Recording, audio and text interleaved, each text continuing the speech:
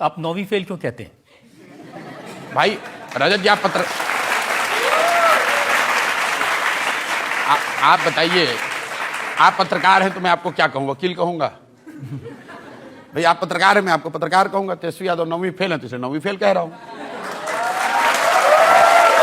भाई अभी ऐसा है, जीवन में पढ़ाई की तो कोई उम्र है नहीं।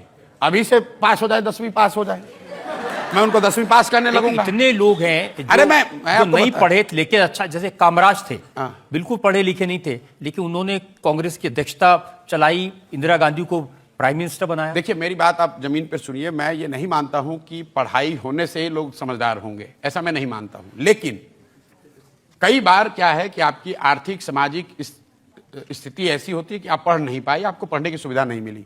लेकिन जैसा कि आप खुद बता रहे थे, जिसके पिताजी मुख्यमंत्री, माताजी मुख्यमंत्री, वो व्यक्ति 9th क्लास पास न करे, ये दिखाता, सिर्फ ये नहीं दिखाता कि वो पढ़ने में अच्छे खराब है, ये दिखाता है कि शिक्षा को लेकर उनके मन की सोच क्या है, शिक्षा की महत्ता कितनी उनके मन में है। आप ये बताइए कि बिहार का एक साधारण लड़का, बिहार की क्या पहचान है कि बहुत गरीब राज्य है, लोग मजदूरी करने आते हैं, और जो लड़के पढ़े लिखे हैं 3-3 साल, 4 साल, 5 साल, 10 साल लोग छोटे छोटे कमरों में चौकी पर पीठ सीधा करके आधा पेट खाकर पढ़ाई करते हैं कि मैं नौकरी करूंगा, कुछ बन जाऊंगा। क्लर्क बनने के लिए, चपरासी बनने के लिए, सिपाही बनने के लिए आपको 3 साल, 4 साल, 5 साल मेहनत करनी है, और आप 9वां भी नहीं पास किए हैं और आप कहते हैं हम बिहार के राजा बनेंगे। कैसे मान लिया जाए, कैसे मान लेंगे? और मैं बिहार का होने के नाते क्यों नहीं इसका विरोध करूंगा? मैं अपनी बात, यहाँ पे आपके दर्शक दीर्घा में जितने लोग, खाली जो बिहार के लोग हैं आप उनसे हाथ उठवा लीजिए, कितने लोग हैं जो कि 9वीं फेल को अपना नेता मानना चाहते हैं?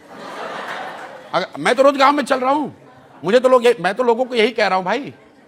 आजकल वो आपके बारे में कमेंट करने लगे हैं, उन्होंने कहा कि ये प्रशांत किशोर ज्यादा पढ़े लिखे हैं, ये इधर का डेटा उधर करते हैं, उधर का डेटा इधर करते हैं। चलिए मान तो रहे कि ज्यादा पढ़े लिखे हैं भाई। पहले तो ये कह रहे थे कि ये कौन है प्रशांत किशोर, अब ये मान रहे हैं कि ये पढ़े लिखे आदमी है, चोरी बदमाशी नहीं करते हैं, बालू माफिया नहीं है, पशुपालन घोटाला में जेल नहीं गए हैं, चारा चोरी नहीं किए हैं।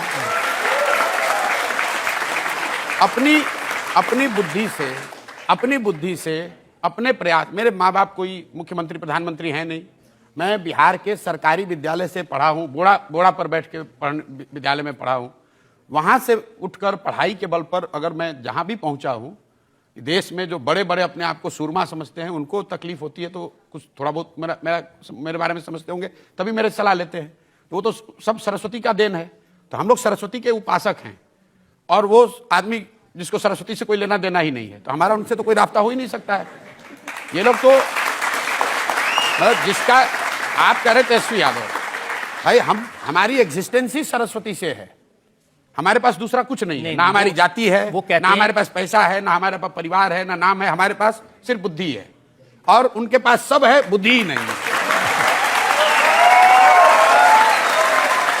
प्रशांत जी वो कहते हैं कि ये बिहार में आ गए हैं, ये एयर कंडीशन टेंट में रहते हैं, इनका कारवां चलता है, ये लाइट वाइट भी अच्छा लगा लेते हैं, लेकिन बिहार में इससे कुछ होना वाना नहीं है। अब उनको बिहार की ज्यादा समझ है, मतलब तेजस्वी यादव को मैं अक्सर थोड़ा बहुत छोटी मोटी चुनौती देता रहता हूँ। विधानसभा में खड़े हुए तो सज्जन ने कहा कि तब वो नीतीश जी के साथ उन्होंने महागठबंधन बना के उप मुख्यमंत्री हो गए थे, तो खड़ा होकर आदमी ने कहा विधानसभा में कि समाजवाद तो हमारे पुरखों की विरासत है, हम लोग ऐसे थोड़ी छोड़ देंगे, इस पर राज तो हम ही लोग करेंगे। तो मैंने अभी 2 दिन पहले कहा कि भाई तुम्हारी समाजवाद तुम्हारी विरासत कब से हो गई? तुम्हें तो समाजवाद का परिभाषा भी नहीं आता है, मान लो पहले से नहीं है, अभी से एक ट्यूशन वूशन रख लो, 10 दिन ट्यूशन कर लो और आकर कैमरे पर समाजवाद का परिभाषा बता दो। मतलब मैं ये आपके कैमरे से भी कह रहा हूं मन से, 10 दिन, 15 दिन, 1 महीना ट्यूशन ले लो, अपने सारे सलाहकारों से बातचीत कर लो, तैयारी कर लो, और उसके बाद समाजवाद सोशलिज्म पर 5 मिनट कैमरे पर बोल के दिखा दो। बोल कैसे समाजवाद आपका कैसे हो गया भाई? समाजवाद तो लोहिया जी का है, समाजवाद जयप्रकाश जी का है, समाजवाद मधुलिमे का है, समाजवाद जॉर्ज फर्नांडिस का है।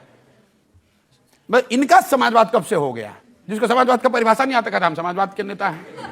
अब वो समझेंगे समाजवाद को, वो अब आभार यात्रा पर जा रहे हैं बिहार में। देखिए जनसुराज की तो ये सबसे बड़ी सफलता है कि जो लोग चुनाव से पहले सिर्फ जाति और मतलब भाजपा का डर दिखाकर वोट लेने वाले कम से कम घर से निकलकर अब यात्रा पर तो निकल रहे हैं, निकलने दीजिए, अभी पता चलेगा।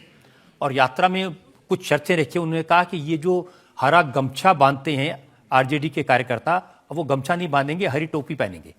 मतलब ये गमछा बांधने का उन्होंने एक अपना बनाया था, हम लोगों ने भी कहा कि मतलब यही काम ये कर सकते हैं, खड़ा होना, गमछा बांधना, लोगों को डराना।